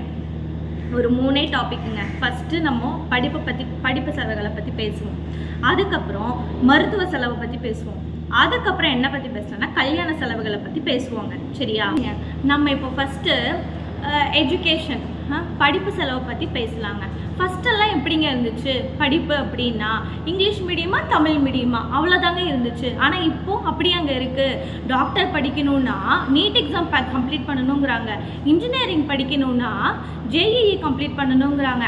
அதே மாதிரி கவர்மெண்ட் ஜாப் அப்படின்னு நம்ம போகிறோன்னா யூபிஎஸ்சி, எஸ்சிசி அந்த மாதிரி எக்ஸாம்ஸ் எல்லாம் கம்ப்ளீட் பண்ணாதான் நம்ம அந்த பொசிஷனுக்குள்ளேயே போக முடியுதுங்க. அப்போ நம்ம எஜுகேஷனுக்கு செலவு பண்ணி தானங்க ஆகணும். அதில் நம்ம எங்கேயாவது சிக்கனை பார்க்க முடியுங்களா, இல்லை சேமித்து வைக்க முடியுங்களா? இப்போ இருக்கிற சூழ்நிலைக்கு படிப்பு ரொம்ப முக்கியம் தானேங்க. அதில் நம்ம செலவு பண்ணி தான் ஆகணும். இதுக்குள்ளே எப்படிங்க நம்ம வரவுக்குள்ளே செலவுன்னு நம்ம எப்படிங்க கொண்டு வர முடியும்? நீங்களே சொல்லுங்கள் நடுவர் அவர்களே. சரி, நம்ம படிக்கும்போதே அவங்க அசைன்மெண்ட்டு, ப்ராஜெக்ட்டு இது எல்லாமே தான் நம்ம கொடுப்பாங்க. இதையெல்லாம் பண்ணணும்னா கண்டிப்பாக நமக்கு அதுக்கான தேவையான மெட்டீரியல்ஸ் எல்லாம் வாங்கணும். அதையெல்லாம் எப்படிங்க நம்ம சிக்கனப்படுத்திய பண்ண முடியும்? வேண்டாம் இங்கே இத்தினோண்டு வாங்கி அது மட்டும் பண்ணு போதும் அப்படின்னு தான் சொல்ல முடியும். அதுக்கும் நம்ம செலவு பண்ணி தானங்க ஆகணும். இதில் எப்படிங்க வரவுக்குள்ள செலவுன்னு கொண்டு வர முடியும் நடுவர் அவர்களே? சொல்லுங்கள், நீங்களே சொல்லுங்கள் நடுவர் அவர்களே. சரிங்க, இப்போ நம்ம அடுத்து பார்த்தீங்கன்னா மருத்துவ செலவுக்கு போகலாங்க. சரி, மருத்துவ செலவு ஓகேங்க. நான் எதிரணி சகோதரி சொன்ன மாதிரி அது நம்ம இன்சூரன்ஸ் எல்லாம் கிளைம் பண்ணியிருப்போம். அது ஒரு சேமிப்பு தான், ஓகேங்க. ஆனால் நம்ம இன்சூரன்ஸ் பணத்தை நம்ம டெய்லியுமாங்க எடுத்து செலவு பண்ணிட்டு இருக்க முடியும்? இன்சூரன்ஸ் பணங்கிறத நமக்கு எதான எமர்ஜென்சி சர்ஜரி, ஏதாவது சிகிச்சை, ஏதாவது அவசர சிகிச்சை, ஏதாவது பெரிய சர்ஜரி அந்த மாதிரி இதுக்கு தான் நம்ம இந்த இன்சூரன்ஸை கிளைம் பண்ணி நம்ம அமௌண்ட் எடுத்துக்க முடியும். ஆனால் மாதம் நம்ம வீட்டில் ஆகுதுங்க தலைவலி, தொண்டை வலி, இருமல், சளி, சுளுக்கு பிடிச்சிருச்சு, இந்த மாதிரி ஃபீவரு, இந்த மாதிரி மாதம் யாருக்காவது ஒன்று வந்துட்டுருக்கே, அந்த செலவெல்லாம் யார்கிட்ட போய் சொல்கிறது சகோதரி? சொல்லுங்கள், நீங்களே சொல்லுங்கள் சகோதரி. இப்போது ஒரு வாட்டி நம்ம டாக்டர்கிட்ட போயிட்டு வந்தாலே கன்சல்டிங் ஃபீஸு, மெடிக்கல் ஃபீஸு அப்படின்ட்டு போட்டு தள்ளுறாங்க. அப்படியே ஒரு வாட்டி போயிட்டு வந்தாலே 1000-2000 ரூபான்னு அசால்ட்டாக செலவாகுது மாதமானா. இந்த செலவையெல்லாம் நம்ம எதிர்பார்த்துட்டாங்க இருக்க முடியும்? ஓகே இப்போ உங்களுக்கு ஃபீவர் வரப்போகுது, இப்போ உங்களுக்கு தலைவலி வரப்போகுது, நம்ம எதிர்பார்த்துட்டாங்க இருக்க முடியும்? இதெல்லாம் எதிர்பாராத செலவுகள். கண்ணை மூட்டி தரத்துக்குள்ளே சட்டுட்டு செலவாயிடுங்க டாக்டர்கிட்டலாம் போயிட்டு வந்தா. அதை நம்ம எதிரணி சகோதரி புரிஞ்சுக்கணும். கண்டிப்பாக நம்ம யோசிச்சு பார்க்கணும். இதெல்லாம் நம்ம பிளான் பண்ண முடியாது சகோதரி. சரிங்களா? சரிங்க, அடுத்து நம்ம எதை பற்றி பார்க்கலாம் அப்படின்னா கல்யாண செலவுங்க. சரிங்க, கல்யாணங்கிறது நம்ம எதிரணி சகோதரி சொன்ன மாதிரியே 2 நாளில் பண்ணுங்க அப்படிங்கிறாங்க. பார்த்தீங்களா? ஓகேங்க, நாங்கள் 2 நாள்லேயே பண்ணுறோம் கல்யாணம். சரி, நாங்கள் ஒத்துக்கிறோம். ஆனால் அந்த 2 நாளில் பண்ணுற கல்யாணத்துக்கும் சொந்தக்காரங்கள்லாம் வருவாங்க இல்லையா? அவங்களுக்கு ரூம் அரேஞ்ச்மெண்ட்ஸ் பண்ணி நம்ம கொடுக்கணும். ரூம் அரேஞ்ச்மெண்ட் பண்ணால் ரூமில் இருந்து மண்டபத்துக்கு போக்குவரத்து செலவை நம்ம அரேஞ்ச் பண்ணி கொடுக்கணும். ஏதாவது ஒரு ஆட்டோவோ கால் டாக்ஸியோ ஏதாவது ஒன்று நம்ம அரேஞ்ச் பண்ணி கொடுக்கணும். விருந்தாளிங்களுக்கு ஃபுட் அரேஞ்ச் பண்ணி கொடுக்கணும். இந்த செலவெல்லாம் யார்கிட்ட போய் சொல்கிறது சொல்லுங்கள்? இதெல்லாம் நம்ம சிக்கனத்துக்குள்ளேயா வரும்? கண்டிப்பாக கல்யாணம் செலவுனாலே அப்படியே பறந்து விரிஞ்சு அப்படி தான் பறந்து போகும் பணம். அது மாதிரி இதெல்லாம் நம்ம சிக்கனத்துக்குள்ளே கொண்டு வர முடியாதுங்க. இதையெல்லாம் நம்ம வரவுக்குள்ள செலவுன்னும் கொண்டு வர முடியாது. முடியாது. நம்ம கண்ணு மூடி துறத்துக்குள்ளேயே செலவு ஆயிடுங்க. இது நீங்கள் சொல்லலாம், படிப்பு விஷயங்கிறது அப்படிங்கிறது வந்து ஒரு முதலீடு தானே குழந்தைங்களுக்கு அப்படின்னு நீங்கள் சொல்லலாங்க. சரிங்க, ஒத்துக்கிறோம், முதலீடு தான் குழந்தைங்களுக்கு. ஆனால் பெற்றோர்களுக்குங்க செலவு பண்ணுறது யாருங்க? அது வாட்டி அசால்ட்டாக செலவாகுதுங்க. பெற்றோர்களுக்கு அது ஒரு கஷ்டம் தானே. அவங்க எப்படி சம்பாதிக்கிறது, எப்படி சேர்த்து வைக்கிறதுங்க? இதில் கண்டிப்பாக அவங்க கேட்கறது கொடுத்து தான் ஆகணும். அதில் வந்து நம்ம சேர்த்து வைக்க முடியாது. இன்னொன்று, நீங்கள் அதுவும் சொல்லலாம், மேரேஜுங்கிறது ஒரு சந்தோஷமான நிகழ்வு அப்படின்னு சொல்லலாம். என்னதான் சந்தோஷமான நிகழ்வில் நம்ம மேரேஜில் செலவு பண்ணாலும் சரி, ஒரு கஷ்டமான ஒரு சூழ்நிலையில் மருத்துவத்துக்கு செலவு பண்ணாலும் சரி, என்னங்க நம்ம செலவு பண்ணுறோம்? துட்டு. என்னன்னா, உனக்கும் வேணும் எனக்கும் வேணும், கட்டு கட்டா காசு வேணும், no money no money no honey no ஹனிடா. அது மாதிரி தாங்க, பணம் இல்லாட்டி இங்கே ஒன்றுமே செய்ய முடியாதுங்க. இதில் எங்கெங்க சேமித்து பெற்று சிக்கனப்படுத்தி எங்கெங்க நம்ம செலவு பண்ணுறது? ரொம்ப ரொம்ப கஷ்டங்க சேமித்து வைக்கிறது. அதை ஃபஸ்ட்டு புரிஞ்சுக்கோங்க. சேமித்து வைக்கவே முடிய மாட்டேங்குது. இப்போது என்னென்ன செலவுன்னு நம்ம தேடி நம்ம அந்த கணக்கு போட்டுட்டு இருக்கும் போது இன்னொரு செலவு வந்துருங்க. அதுக்குள்ளே கண்ணை மூடிட்டு இன்னொரு செலவு ஆகிடுது. இதில் எங்கே சேமித்து வைக்கிறது, எங்கே சிக்கனப்படுத்துறது? இந்த காலகட்டத்துக்கு பணத்தை சேமித்து வச்சு சிக்கனப்பட்டு செலவு பண்ணுறது மிக மிக மிக மிக சிரமமே. என்னோட வாதத்தில் வந்து 100% நான் தெளிவாக சொல்லுவேங்க. என்னோட சகோதரி சொன்னாங்க பார்த்தீங்களா, 10,000 ரூபாய் இருந்தாலும் சரி, 1,00,000 ரூபா சம்பாதிக்கிறவங்களும் சரி, 10,000 ரூபா செலவு பண்ணுறவங்களுக்கும் அதிகமாக தான் செலவாகுது, 1,00,000 ரூபா செலவு பண்ணுறவங்களுக்கும் அதிகமாக தான் செலவாகுது. நடுவர் அவர்களே, நீங்களே கொஞ்சம் நல்லது ஒரு தீர்ப்பு வழங்குங்க. இந்த நான் சொன்னதெல்லாம் கொஞ்சம் யோசித்து பாருங்கள் நடுவர் அவர்களே. நம்ம சேமித்து வைக்கவே முடிய மாட்டேங்குது நடுவர் அவர்களே. கொஞ்சம் யோசித்து நல்லது ஒரு தீர்ப்பை வழங்குமாறு கேட்டுக்கொள்கிறேன். நன்றி, வணக்கம். Super Induja, super. ரொம்ப அருமையாக பாரதி சரவணன் அவர்களுக்கு இவங்க பதில் சொன்னாங்க இல்லைங்களா? ஏங்க நிறையாலாம் நான் வளவலன்னு பேசலை. 3 பாயிண்ட்டு தான். கல்யாண செலவு, மருத்துவ செலவு, கல்வி செலவு, இது எல்லாருக்கும் இருக்கிற செலவு தான். இவங்களுக்கு அவங்களுக்குன்னு இல்லை, எல்லாருக்கும் இந்த செலவு இருக்குது. இந்த செலவையெல்லாம் நாங்கள் எப்படி செய்யறது அப்படின்னு கேட்குறாங்க. நீங்கள் ஆயுள் காப்பீடு திட்டங்கள் எல்லாமே இன்வெஸ்ட்மெண்ட்டுன்னு சொல்கிறீங்க, சரி. ஆனால் அது என்றைக்கோ ஒரு நாள் வரும், வராமல் கூட போகும். ஆனால் மாதம் வருதே சில்லறை மருத்துவ செலவுகள், அதை எப்படி எதிர்கொள்கிறது? சில்லறை மருத்துவ செலவுனாலும் அதுவும் பெரிய அளவில் தொகை வருதே, அதை எப்படி எதிர்கொள்கிறது? பள்ளி கட்டணங்கள், அது இல்லாமல் சிறப்பு தேர்வுகளுக்கு தருகின்ற கட்டணங்கள், இதையெல்லாம் நாங்கள் எப்படி எதிர்கொள்கிறது அப்படின்னு அவங்க அழகாக கேள்வி கேட்டுட்டாங்க. அவங்களுடைய கேள்விகளும் நியாயமான கேள்வியாக தானே இருக்குது. சொல்லுங்கள் பார்க்கலாம், எத்தனை விதமான செலவுகள் இருக்குது பாருங்கள் இந்த பிள்ளைங்களுக்கு. அப்போ நாம் இதுக்கு கொஞ்சம் சிந்திக்க வேண்டிய சூழலில் தான் நம்ம இருக்கிறோம் இல்லைங்களா? ஏற்கனவே இன்றைய சூழல் எப்படிப்பட்ட சூழலை ஏற்படுத்தியிருக்குதுங்கிறது நமக்கு தெரியும் இல்லைங்களா? அவங்க கேட்குற மாதிரி கேஸ் இல்லாமையோ பெட்ரோல் இல்லாமையோ எந்த வேலை நடக்கும்? சமைக்காமல் இருக்க முடியுமா? சாப்பிடாமல் இருக்க முடியுமா? வெளியே போகாமல் இருக்க முடியுமா? அப்போ கேஸும் அத்தியாவசியம் இப்போ பயங்கரமாக விலை ஏறிடுச்சு. இதெல்லாம் எதிர்பார்க்காமல் வந்த செலவுகள். அப்போ இந்த செலவையெல்லாம் நம்ம எப்படி கட்டுப்படி பண்ணுறது? இதுக்குன்னு ஒதுக்கி இருப்போம், ஆனால் இது வந்து இப்போ பன்மடங்கு விலை ஏறிடுச்சு. இப்போ இதை எப்படி எதிர்கொள்கிறது? அப்போ வரவுக்குள்ளார எப்படி செலவு வந்து நம்ம கட்டுப்படுத்த முடியும்? சும்மா நீங்கள் சொல்லலாம், செஞ்சு பார்த்தா தானே தெரியும்னு இந்துஜா அவர்கள் அருமையாக கேள்வி கேட்டுட்டாங்க. நல்லா விறுவிறுப்பாக தான் பட்டிமன்றம் போயிட்டு இருக்குது இல்லைங்களா? இப்போ இவங்களுடைய ஹரிப்பிரியாவுக்கும் இந்துஜா அவங்களுக்கும் பதில் சொல்லணும்னா, ஆசிரியையாகவும் இல்லத்தரசியாகவும் இருக்கும் அனுபவம் வாய்ந்த நாகை ஜெயஸ்ரீ அவர்களை தான் கூப்பிடணும். அவங்க வந்து பதில் சொன்னாதான் இதுக்கு சிறப்பான பதிலாக இருக்கும்னு நான் நினைக்கிறேன். வாங்க நாகை ஜெயஸ்ரீ அவர்களே, வாங்க வந்து இவங்களுக்கெல்லாம் பதில் சொல்லுங்கள். எப்படி முயற்சி செய்தால் சாத்தியம், அதற்கு எந்தெந்த மாதிரியான முயற்சிகளை மேற்கொள்ளணும் அப்படிங்கிறத சொல்லுங்கள். வாங்க. யாமறிந்த மொழிகளிலே தமிழ்மொழி போல் இனிதாவது எங்கும் காணோம் என்ற பாரதியின் வரிகளுக்கு ஏற்ப சென்னை தமிழ், நெல்லை தமிழ், கொங்கு தமிழ், மதுரை தமிழ், ஈழம் தமிழ் என்று பலவர்ண தமிழ் பேசும் மக்களுக்கும் மற்றும் அழகான அன்னை தமிழில் நுவழி விளையாடி என்று பெயர் கொண்டுள்ள நுவழி விளையாடி நேயர்களுக்கும் நாகை ஜெயஸ்ரீயின் மனம் கனிந்த இனிய புத்தாண்டு நல்வாழ்த்துக்கள். அன்றன்ற சூழலுக்கு ஏற்ப பட்டிமன்றம் அமைத்து மக்களை மகிழ்விக்கும் யூடியூபாளர் நடுவர் திருமதி சாய்சுதா அவர்களுக்கும் எண்ணணி மற்றும் எதிரணியினருக்கும் என் பணிவான வணக்கத்தை தெரிவித்துக் கொள்கிறேன். இன்றைய சூழல்ல வரவுக்குள்ளார செலவு அப்படிங்கிறது சிரமமா சாத்தியமா, இதுதான தலைப்பு நடுவர் அவர்களே. ரொம்ப ரொம்ப சிரமங்க. ஆமாங்க, ரொம்ப ரொம்ப சிரமம். யாருக்குன்னா எதிரணியினருக்கு.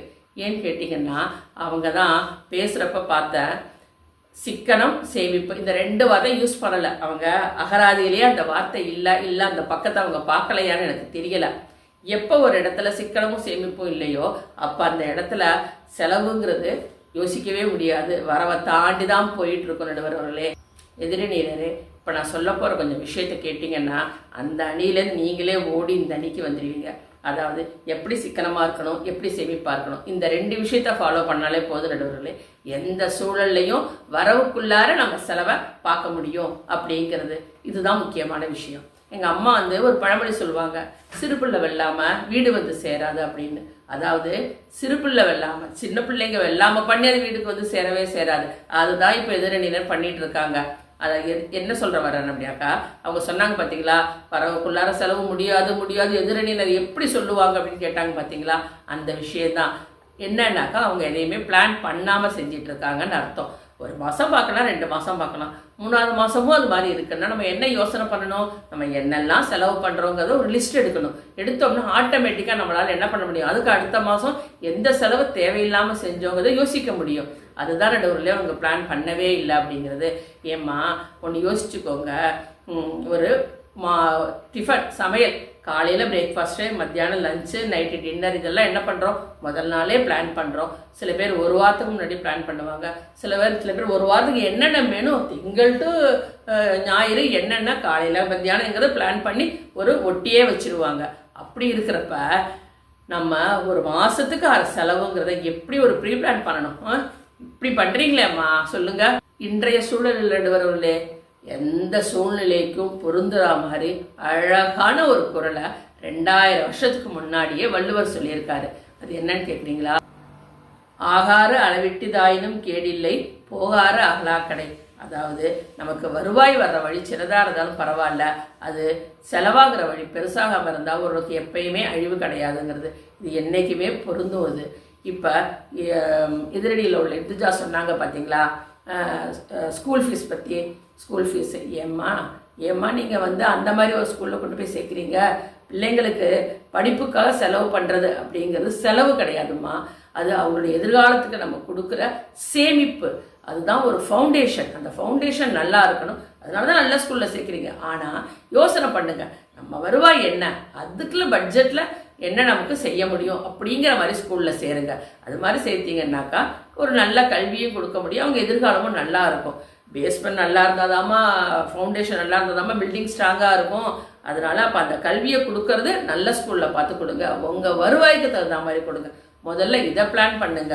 1 கை தட்டுனா ஓசை வராதுமா, 2 கை தட்டுனா தான் ஓசை வரும். அப்போ நம்ம என்ன யோசிக்கணும், சரி நம்மளால் இந்த வருவாய்க்குள்ளார நம்மளால் கட்டுப்படுத்த முடியல செலவை அப்படிங்கிறப்ப நீங்கள் வருவாயை பெருக்கிற வழியை யோசிக்கலாம். அப்போ வருவாய் பெருக்கணும் அப்படின்னாக்கா நம்மளுடைய இன்கம் இன்க்ரீஸ் பண்ணணும்னா என்ன செய்யணும், நிறைய இருக்குது. இன்றைக்கி எல்லாருமே நல்லா படிச்சிருக்கீங்க, செய்கிறீங்க, செல்ஃபோனை அசால்ட்டாக யூஸ் பண்ணுறீங்க. அப்போ அந்த செல்ஃபோன் ரீசார்ஜுன்னு சொன்னீங்க இல்லையா, ரீசார்ஜ் பண்ணுங்க, நான் வேணான்னு சொல்லலை, ஆனால் அது பயனுள்ள வகையில் யூஸ் பண்ணுற மாதிரி பண்ணுங்க. இப்போ அந்த செல்ஃபோனாலேயே இப்போ என்ன பண்ணுறோம், ஆன்லைனில் அத்தனை பேர் அவ்வளோ டியூஷன் எடுக்கிறாங்க. ஒரு வயசானவங்க கூட என்ன பண்ணுறாங்கன்னா ஒரு பஜன் கிளாஸ் எடுக்கிறாங்க, அவங்களுக்கு தெரிஞ்ச சமையல் குறிப்பை சொல்கிறாங்க, மருத்துவ குறிப்பை சொல்கிறாங்க, எவ்வளோ விஷயங்கள் செஞ்சு இன்றைக்கி அந்த செல்ஃபோனில் சம்பாரிச்சிட்டு இருக்காங்க தெரியுமா. அப்போ நம்மளும் அந்த மாதிரி ஒரு வழியை தான் யோசிக்கணும். அப்போ வருவாயை அதிகப்படுத்திட்டோம் அப்படின்னு சொன்னால் நம்மளால் செலவை கம்மி பண்ண முடியும். நீங்கள் சொன்னீங்களே எதிரணியில் ஹரிப்ரியா அவங்க சொன்னாங்க, என்எஸ்கே அன்னைக்கே பாடிட்டாரு, சம்பள தேதி 1ல் இருந்து 20 வரைக்கும் கொண்டாட்டம், தேதி 21ல் இருந்து திண்டாட்டம் அப்படின்னு. அவங்க அதை மட்டும் கேட்டுட்டு ரேடியோவை ஆஃப் பண்ணிட்டு போயிட்டாங்க. என்ன கேட்கலன்னா அதுக்கு அடுத்த வரையில் பாடுறாரு, கொஞ்சம் காது கொடுத்து கேளுங்க. என்ன பாடினாரு தெரியுமா அவர், தென்பழனி திருப்பதிக்கும் ஸ்ரீரங்கம் போவதற்கும். என்ன தெரியுமா பாடினாரு, தென்பழனி திருப்பதிக்கும் ஸ்ரீரங்கம் போவதற்கும் சில்லறையை போட்டு வைப்பார் தேதி 1லே. அன்புடனே போட்டு வைத்த உண்டியல் வாயை கொஞ்சம் அகலமாக்கி ஆட்டி பார்ப்பார் 21 தேதி 21. அவர் சொன்ன முதல் வார்த்தை என்ன? 1ஆம் தேதி போடுற பணம் ஃபர்ஸ்ட் பண்றது, வாங்குற சம்பளத்துல உண்டியல்ல காசு போடுறது. அப்ப இது பேரு என்னம்மா? சேமிப்பு. என்னைக்கு ஒருத்தவங்க சேமிப்பு அப்படிங்கிறத முதல் செலவா செய்யறாங்களோ அப்ப அவங்களால எந்த விஷயத்தையும் அவங்களால ஈஸியா டேக்கிள் பண்ண முடியும் அப்படிங்கிறது. அடுத்தது எதிரணியினருக்கு இன்னொன்று சொல்றேன். நீங்க சொன்னீங்க பாத்தீங்களா மெடிக்கல் செலவு, இதெல்லாம் மெடிக்கல் செலவெல்லாம் எப்பமா வருது? அதெல்லாம் மாசம் மாசம் வர்றதுமா. ஆனா அன்எக்ஸ்பெக்டட் மெடிக்கல் செலவு இருக்கு பாத்தீங்களா, அதை தான் நம்மளால சமாளிக்க முடியாம போறது. அப்ப அந்த சூழல்ல நம்ம என்ன செய்யணும் அப்படிங்கிறதே ஒரு பிளான் பண்ணணும். என்ன பண்ணலாம்னாக்கா மருத்துவ காப்பீடு திட்டம். அது நிறைய பேருக்கு மருத்துவ காப்பீடு திட்டம். என்னை பொறுத்த வரைக்கும் சரி, யாரை கேட்டாலும் என்ன சொல்லுவாங்க அப்படின்னா, மருத்துவ காப்பீடுக்காக நம்ம பண்றதுங்கிறது செலவு கிடையாது, அது நம்மளை பொறுத்த வரைக்கும் ஒரு சேமிப்பு. எங்க வீட்டுல எங்க சாருக்கு உடம்பு முடியாம போயிடுச்சு, அவங்களுக்கு கண் ஆபரேஷன் பண்ண வேண்டியதாச்சு. அப்ப நான் இந்த மருத்துவ காப்பீடு எடுத்திருந்தது எனக்கு எந்த அளவுக்கு தெரியுமா கை கொடுத்தது? என்னுடைய கை காசு ஒரு பைசா போகல, அவ்வளவுமே எனக்கு அந்த மருத்துவ காப்பீடுல எனக்கு ரிட்டர்ன் வந்துருச்சு. அதே மாதிரி உடம்பு சரியில்லாம இருந்தப்பையும் ஹாஸ்பிட்டல்ல சேர்த்திருந்தோம், அந்த பணமும் எங்களுக்கு ஃபுல்லா எங்களுக்கு திரும்ப வந்துருச்சு. இப்போ மருத்துவ காப்பீடுக்காக நம்ம பண்றது அப்படிங்கிறது சேமிப்பு தானே ஒழிய அது செலவு கிடையாது. குழந்தைங்களுக்கு வர்ற உடம்பு சரியில்லாம போகுதுங்கிறது எல்லார் வீட்லயுமே எல்லாருமே நடக்கிறதாமா. அப்ப நம்ம என்ன பண்ணிருக்கணும் அப்படின்னா, நம்ம வருமானத்துல இதுதான் செலவு அப்படிங்கிறத ஒரு பிளான் பண்ணிருக்கணும். பிளான் பண்ணியிருந்தோம்னாக்கா நம்மளால என்ன பண்ண முடியும் அப்படின்னாக்கா, அதுக்குள்ள பணத்தை எடுத்து வச்சுக்கிறப்ப நமக்கு சேவ் பண்ண முடியும். எடுத்து வச்சோம்னாக்கா செலவு பண்றப்ப ப்ராப்ளம் வராது. அப்ப குழந்தைங்களுக்கு ஆன்லைன்ல ஃபுட்டு வாங்கி கொடுக்கறது, எங்க பார்த்தாலும் வாங்கி கொடுக்கறதுங்கிற வேலையை விட்டுருங்க. அப்ப அது செலவை நான் ஜாஸ்தி பண்ணும். அது மட்டும் இல்ல, அது குழந்தைங்களுக்கு ஒத்துக்காம போயிடுது. ஒத்துக்காம போய் அவங்களுக்கு என்ன ஆயிடுது? உடம்பு சரியில்லாம போது ஹாஸ்பிட்டலுக்கு தூக்கிட்டு வரோம். அப்ப அவசரத்துக்கு கிடைக்கிற ஹாஸ்பிட்டல்ல போனாலும் நமக்கு என்ன ஆகுது? செலவு தான் நிறைய ஜாஸ்தி ஆகுது. அப்ப நம்மளே வீட்டுல செய்யலாம்ல. எவ்வளவு விற்குது, பசங்க ஆசைப்படுறது நிறைய நூடுல்ஸும் பரோட்டா பர்கர், இதுதான். அது இன்னைக்கு சிறுதானியத்துல நிறைய வந்துருச்சு, அதை வாங்கி வீட்டுல செஞ்சு கொடுங்க. என்னைக்கோ ஒரு நாள் தாம்மா நம்ம அந்த ஆன்லைன்ல ஃபுட் ஆர்டர் பண்ணவே ஒழிய எப்ப பார்த்தாலும் அதை வாங்கிட்டு இருந்தோம்னாக்கா நமக்கு செலவு தான் ஜாஸ்தி, உடல்நிலை தான் சரியில்லாம போகும். அப்ப இதெல்லாம் பண்றப்ப நமக்கு செலவும் மிச்சம். அடுத்தது என்ன? மருத்துவ செலவும் மிச்சம். இன்னொன்னு நல்லா யோசிங்க, நம்ம குழந்தைங்களுடைய ஆரோக்கியங்கிறது நல்லா இருக்கும். இதை நல்லா யோசிங்க. எதிரணியினரே, ஏன் நீங்க இதெல்லாம் யோசிக்கவே இல்லை? நீங்க என்ன பண்ணிட்டீங்கன்னா, குதிரைக்கு கடிவாளம் கட்டின மாதிரி செலவு செலவு செலவு செலவுன்னு போனீங்க. ஆனா கொஞ்சம் இந்த கடிவாளத்தை விளக்கிட்டு பாருங்க. அப்ப நம்மளை சுத்தி எத்தனை விஷயங்கள் சேமிக்கிற மாதிரி இருக்கு, சிக்கனமா இருக்கிற மாதிரி இருக்குங்கிறது உங்களுக்கு தெரிஞ்சிருக்கும். வருவாயை பெருக்கிற மாதிரி எவ்வளவு விஷயங்கள் இருக்குங்கிறது உங்களுக்கு தெரிஞ்சிருக்கும். ஒரு சேமிப்பு அப்படிங்கிறதுக்கு இன்னைக்கு அரசாங்கத்துல பல வழிகள் கொடுத்துருக்காங்க. ஆர்டி போடுறது, செய்யறது, போஸ்ட் ஆஃபீஸ்ல இருந்து, பேங்க்ல இருந்து அவ்வளவு கொடுத்துருக்காங்கம்மா. அப்ப நம்மளுடைய முதல் மாச செலவு அப்படிங்கிறது சேமிப்பா இருந்துச்சுன்னா நம்மளால கட்டாயம் நம்மளால வரவுக்குள்ளார செலவை கட்டுக்குள்ளார வச்சுக்க. பாமா விஜய் படத்துல அன்னைக்கே பாலையா பாடினாரு, வாடகை சோபா 20 ரூபா, விலைக்கு வாங்கினா 30 ரூபா அப்படின்னு. அப்ப அந்த இன்ஸ்டால்மெண்ட்ல கொடுத்துக்கிட்டே ஒருத்தர் இருந்தா அவன் இன்ஸ்டால்மெண்ட்ஸ் கொடுக்கணும்னு அன்னைக்கு அவர் சொன்னாரு. அதுதாம்மா இன்னைக்கு இஎம்ஐங்கிற பேர்ல அரக்கனா நம்ம கழுத்தை பிடிச்சி நெரிச்சிட்டு இருக்கு. நல்லா தெரிஞ்சுக்கோங்க. எந்த ஒரு செலவு, எந்த ஒரு பெரிய செலவா இருக்கட்டும், ஒரு டிவி வாங்குறதா இருக்கட்டும், ஒரு கார் வாங்குறதா, ஒரு வீடு வாங்குறதா இருக்கட்டும், உடனே இந்த பிள்ளைங்க என்ன பண்ணிடுறாங்க அப்படின்னாக்கா, சம்பளம் நல்லா எங்களுக்கு கிடைக்குதுமா, எல்லாம் அதில் வாங்குன்னு வாங்கிடுறாங்க. ஆனா ஒரு கட்ட முடியாத சூழ்நிலை, திடீர்னு வேலை போயிடுச்சு, இல்லை ஏதோ அன்எக்ஸ்பெக்டட் இது ஆயிடுச்சுன்னு வச்சுக்கோங்க. அப்ப அவங்களால கட்ட முடியலங்கிறப்ப இஎம்ஐ காரவங்க ஈட்டிக்கார மாதிரி நிக்கிறாங்க. அப்பதான் நமக்கு அந்த மாதிரி உள்ள ஃபேமிலி தான் ரொம்ப கஷ்டப்படுறாங்க. எப்பயுமே தெரிஞ்சுக்கோங்க, இந்த இஎம்ஐ ப்ராப்ளம் அப்படிங்கிறது யாருக்கு வரும்னா மிடில் கிளாஸ் ஃபேமிலிக்கு தாங்க வரும். அப்ப அவங்களால தாங்க சமாளிக்க முடியல. நம்ம என்ன யோசிக்கணும் அப்படின்னாக்கா, இஎம்ஐ கட்ட வேணாம்னு நான் சொல்லலை, எப்ப கட்டணும் அப்படின்னாக்கா, நம்மளால மாசம் இஎம்ஐ கட்டுறோம்னு நினைச்சிட்டு முதல்ல சேமிக்க பழங்க. அந்த பணத்தை ஒரு ஆர்டியாவோ இல்ல ஒரு பேங்க்லயோ அக்கௌண்ட்லயோ உண்டியல்லையோ போட்டு வைங்கய்யா. போட்டு வச்சுட்டே வந்தீங்க வச்சுக்கோங்க. அப்ப ஒரு சர்டன் பீரியடுக்கு அப்புறம் பாத்தீங்கன்னாக்கா, நம்ம என்ன பிளான் பண்ணியிருந்தோமோ அதுக்கான காஸ்ட்ல மேக்சிமம் நம்மளே சேர்த்துருவோம். அதாவது ஹாஃபுக்கு மேல சேர்த்துருவோம். அந்த பணத்தை போய் கட்டுங்க. அதுக்கப்புறம் பாக்கியை மட்டும் இஎம்ஐல வாங்குங்க. அப்ப நமக்கு என்ன ஆகும்னா, நமக்கு இஎம்ஐ முதலே வாங்கினா சேலரி அக்கௌண்ட்ல கிரெடிட் ஆகும், இஎம்ஐல டெபிட் ஆகும். அப்ப கடைசியில நிக்கிறது 0 பேலன்ஸ். நமக்கு அவசரம் ஆத்திரத்துக்கு கூட பணம் இருக்காது. இப்போ இந்த மாதிரி செஞ்சு பாருங்க. அப்போ அந்த மாதிரி செய்கிறப்ப அந்த பொருளை மேக்சிமம் சேமிச்சுட்டு வாங்குங்க. அப்போ நீங்கள் வாங்கினீங்கனாக்கா அப்போ என்ன ஆகும் அப்படின்னாக்கா நம்மளால் கொஞ்சம் தான் இஎம்ஐ கட்டுவோம், நமக்கும் ஒரு சாட்டிஸ்ஃபேக்ஷன் இருக்கும்.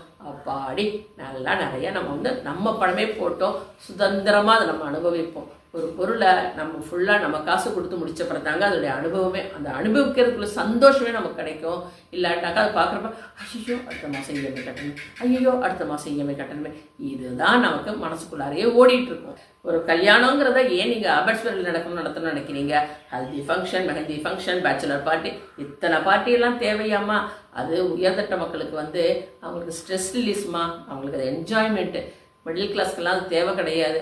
ஆடம்பரம் இல்லாமல் அழகாக பண்ணுங்க, உங்கள் வரவுக்கு தகுந்த மாதிரி பண்ணுங்க.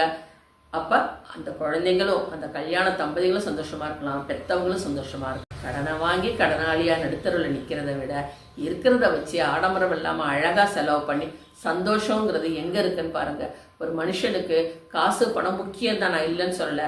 சந்தோஷமும் நிம்மதியும் அதை தாண்டி முக்கியமாக.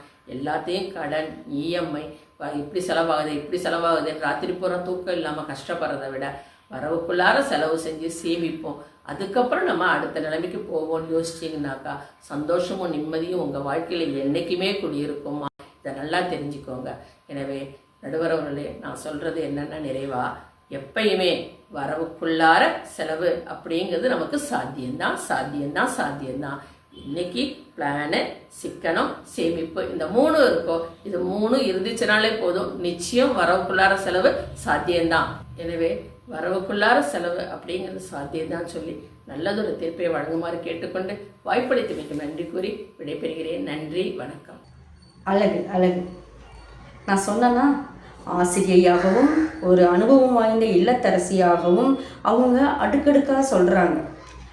உதாரணங்கள் பழமொழிகளில் சொல்கிறாங்க, ஆங்கிலத்தில் சொல்கிறாங்க.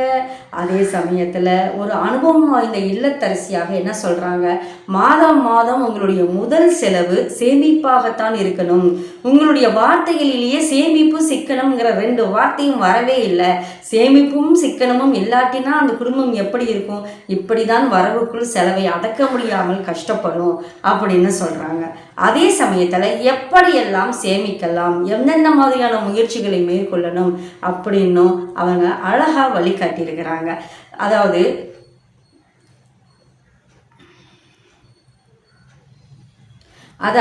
நீங்கள் இஎம்ஐயில் முழு தொகையும் இஎம்ஐயில் எடுக்கிறதுக்கு பதிலாக ஃபஸ்ட்டு கொஞ்சம் சேமித்து வையுங்க. அப்புறம் அது பாதி தொகை கட்டி பாதி மட்டும் இஎம்ஐயில் எடுங்க. அப்போ உங்களுக்கு அது வாங்குவதற்கு சுலபமானதாகவும் இருக்கும், உங்களுக்கு அதிக நெருக்கடியை கொடுக்காது, உங்களுக்கு ஒரு மகிழ்ச்சியையும் தரும் அப்படின்னு சொல்கிறாங்க இல்லைங்களா? இது அந்த மாதிரி இவங்க பாரதி சரவணன் அவர்களும் 2 டிப்ஸ் கொடுத்தாங்க, எந்தெந்த மாதிரி முயற்சி மேற்கொள்ளணும்னு. இப்போ ஜெயஸ்ரீ அவர்களும் எந்தெந்த மாதிரியான முயற்சிகளை மேற்கொள்ளணும்னு சொல்லியிருக்காங்க. இப்போ 4 பேசி முடிச்சுட்டாங்க. இப்போ இந்துஜாவும் ஹரிபிரியாவும் எடுத்தாலும் அவங்களுடைய அணிக்கு எந்தெந்த விதமான சிக்கல்கள் இருக்குன்னு அழகாக படம் பிடிச்சு காட்டிட்டாங்க. இந்த பக்கம் பாரதி சரவணன் அவர்களும் நாகை ஜெயஸ்ரீ அவர்களும் பார்த்தாலும் எப்படியெல்லாம் செய்யணும் அப்படின்னு அவங்களுடைய அனுபவத்தால் எப்படியெல்லாம் ஒரு குடும்பத்தை நடத்தணும் அப்படிங்கிறதுக்கு அழகாக சொல்லிட்டாங்க. இப்போ இந்த பட்டிமன்றத்தின் பேச்சாளர்கள் அனைவருக்கும் நுகிலி விளையாடின் சார்பாக வாழ்த்துக்களை சொல்லிக் கொள்கின்றோம். இப்போ தீர்ப்புக்கு போகலாமா? இப்போ வரவுக்குள்ளார செலவு செய்து சாத்தியம் இல்லையா? ரொம்ப சிம்பிளாக சொல்லிடலாங்க. நம்ம நடைமுறையில் பார்த்துட்டு தான் இருக்கிறோம். முக்கியமாக இன்றைய சூழல் அப்படிங்கிறப்ப இன்றைய சிக்கல் என்ன? எரிபொருள் பிரச்சனை. இது நமக்கு கைக்கு எட்டாமல் விலையும் ஏறிக்கொண்டிருக்கின்றது. அது விலையை கொடுக்கலானாலும் பொருள் கைக்கு கிடைக்குமான்னு தெரியாத சூழலில் இருக்குது. இதனால் மிகப்பெரிய சிக்கலான உணவு மற்றும் போக்குவரத்து 2ம் தடைப்படுது.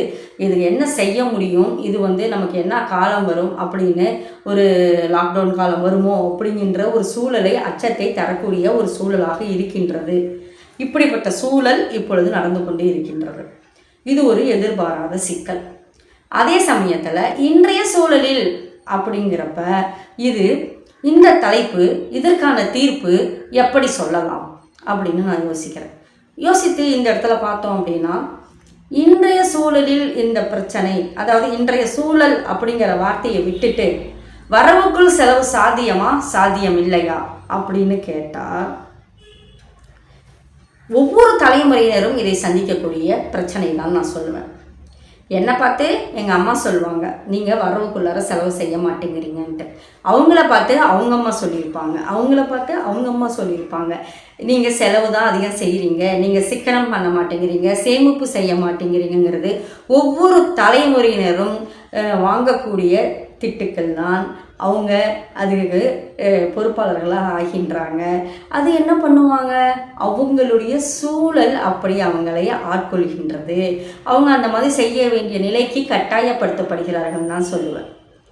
ஒவ்வொரு தலைமுறையினருக்கும் செலவுகள் மாறுகின்றது, வருமானங்களும் மாறுகின்றது, செலவுகள் அதிகரிக்கின்றது. இப்போ ரீசார்ஜு, இந்த ஃபோனு, நெட்டு அதெல்லாம் இப்போ ஒரு இந்த மொபைல் வந்த பிறகு, அதுவும் நமக்கு 5G 6G இதெல்லாம் வந்த பிறகு, அதுவும் கொரோனா காலத்துக்கு பிறகு ஆன்லைன் கோச்சிங் இதெல்லாம் வந்த பிறகு எல்லாமே ஆன்லைன் உங்களுக்கு சேல்ஸு, அதுக்கப்புறம் உங்களுக்கு ஒர்க் ஃப்ரம் ஹோம் இந்த மாதிரிலாம் வந்த பிறகு உங்களுக்கு நெட் ரீசார்ஜ் அப்படிங்கிறதே அதிகமாக ஆயிடுச்சு இல்லைங்களா. வைஃபை இதெல்லாம் இன்றைய தலைமுறையினர் சந்திக்கக்கூடிய அதிகபட்சமான செலவுகள். இதுக்கு முந்தைய தலைமுறையினர் சந்திக்காத செலவுகள்னு சொல்லலாம் இல்லைங்களா. அப்போ இன்றைய தலைமுறையினருக்கு செலவுகள் அதிகம் இருக்குது தானே. இன்னொரு பக்கம் கல்வியில் பார்த்தோம் அப்படின்னா, கல்வியில் இதற்கு முந்தைய தலைமுறையினர் அவங்க சொல்கிற மாதிரி ஒன்றா CBSE இல்லைன்னா தமிழ் வழி இல்லைன்னா ஆங்கில வழி, அவ்வளோதான் இல்லைங்களா. இன்றைக்கி அந்த ஆங்கில வழியிலேயே எத்தனை விதமான கல்விகள், அதில் எதை படித்தா, அதாவது எதை தின்னா பித்தம் தெளிங்கிற நிலைமை தான் இன்றைய பிள்ளைங்களுக்கு. எதை படித்தாயா எங்கள் பிள்ளைங்க வேலை கிடைக்கும், அதை படித்தா மட்டும் போதுமா, அதுக்கு கோச்சிங் கிளாஸ் போகணுமா, அந்த எக்ஸாம் அந்த டிகிரி படிக்கணுன்னாவே, மேற்கல்வி படிக்கணுன்னாவே உங்களுக்கு மருத்துவ கல்லூரினா ஒரு தேர்வுகள், இந்த மாதிரி இப்போ பொறியியல் கல்லூரினா அதற்கு சில தேர்வுகள், அதுக்கப்புறம் பார்த்திங்கன்னா அரசு உத்தியோகத்துக்கு போகணும்னா அதற்கு சில தேர்வுகள். இப்படி நாங்கள் எக்ஸாம் எழுதியே பசங்க டயர்டாகிறாங்க, அதுக்கு ஃபீஸ் கட்டியே பெற்றோர்கள் டயர்டாகிறாங்க. இதையெல்லாம் நீங்கள் சந்திச்சிருக்கீங்களா? சந்திச்சிருந்தால் நீங்கள் வரவுக்குள்ளார செலவுங்கிறது சாத்தியம்னு சொல்லுவீங்களா அப்படின்னு இந்துஜா அவர்களும் ஹரிபிரியா அவர்களும் கேட்குறாங்க. நல்ல கேள்வி.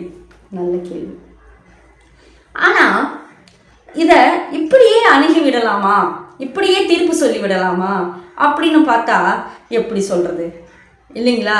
நம்ம இப்படி இந்த சூழ்நிலையை மட்டும் நினச்சி பார்த்தா, இதை ஒரு மேலோட்டமாக பார்த்தால் ஆமாப்பா வரவுக்குள்ளார செலவுங்கிறது சாத்தியமே இல்லை, நிச்சயமாக சாத்தியம் இல்லை.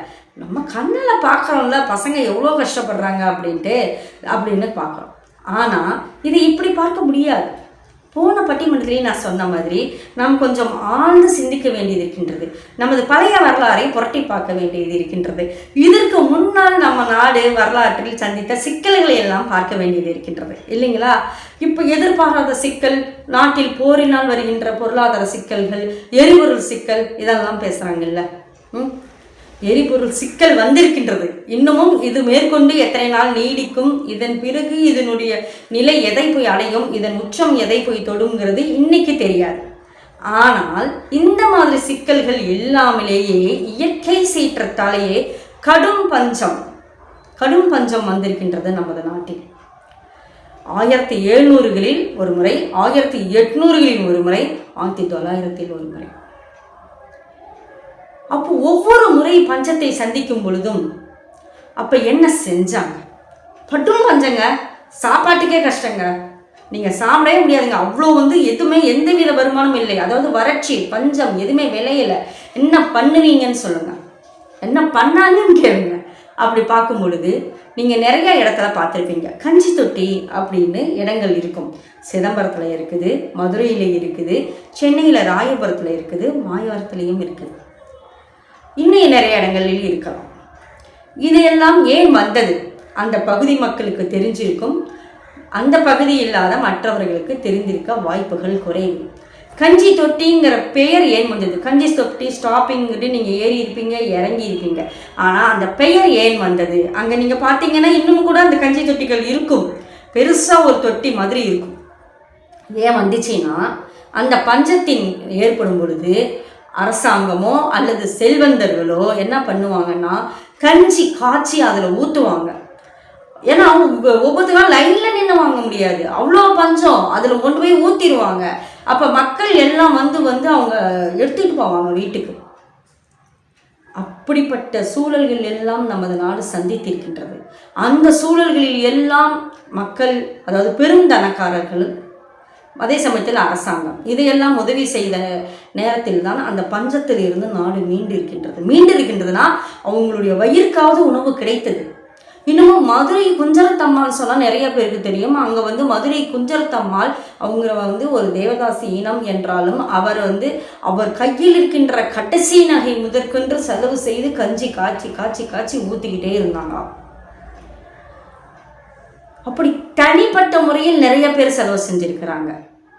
இயற்கை சீற்றங்களை நிறைய பேர் பார்த்துருப்பீங்க. ஏன் இன்றைய தலைமுறையினர் கூட கொரோனாவை பார்த்தீங்க இல்லையா? ஒரு 5-6 வருடங்களுக்கு முன்பு எவ்வளோ நாள், ஏறத்தாழ ஒரு 6 மாதம், அதிகபட்சம் 1 வருஷம் பக்கத்தில் நம்ம எத்தனை விதமான சிக்கல்களை மேற்கொண்டோம் பாருங்க, சந்தித்தோம் இல்லையா? போன தலைமுறை இந்த தலைமுறை எல்லாருமே சந்தித்தோம். வெளியவே போக முடியாது, மருத்துவம் கூட கிடைக்காது, அதுவே சிக்கலாக இருந்தது. அவசர தேவைகள் மட்டும்தான் கிடைச்சது. அப்போ வெளியவே போக முடியாதுங்கிறப்ப ஒரு அன்றாட உழைப்பாளர்கள், ஒரு பூக்கட்டி விற்கிறவங்க, ஒரு கோயில் வாசலில் விற்கிறவங்க, கோயில்களே திறக்கலை, திருமண மண்டபங்களே திறக்கலை. அப்போ திருமணம், இப்போ சொல்கிறாங்க இல்லையா, திருமண செலவு, கல்வி செலவு, ஸ்கூலெல்லாம் திறக்கலை, எல்லாமே ஆன்லைன் தான். இதையெல்லாம் சந்தித்தவர்கள் தான் ஹரிபிரியாவும் இந்துஜாவும் இல்லைங்களா? அப்போ அந்த சூழலில் என்ன செய்தீர்கள்? சுத்தமாக வருமானம் இல்லைங்க. இன்றைக்கு வரவுக்குள் செலவு சாதியமான்னு கேட்குறீங்க, ஆனால் இன்றைக்கு வரவே கட்டாயிடுச்சு. அப்போ என்ன செய்தோம்?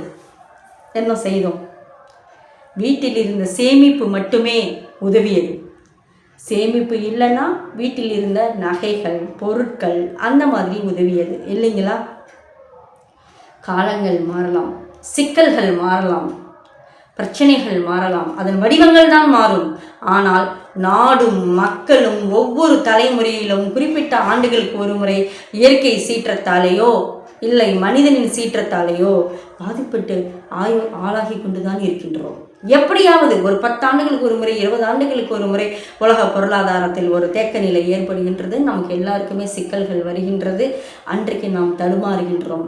உலகமே தடுமாறினாலும் நமது இந்தியர்கள், தமிழ்நாட்டினர் கொஞ்சம் அப்படியே நிலை நின்றுக்கிறாங்க. ஏன் அப்படின்னா அவங்களுக்கு காலங்காலமாக ஊறி இருக்கின்ற அந்த சேமிப்பு மட்டும்தான் அவங்கள காப்பாற்றுது.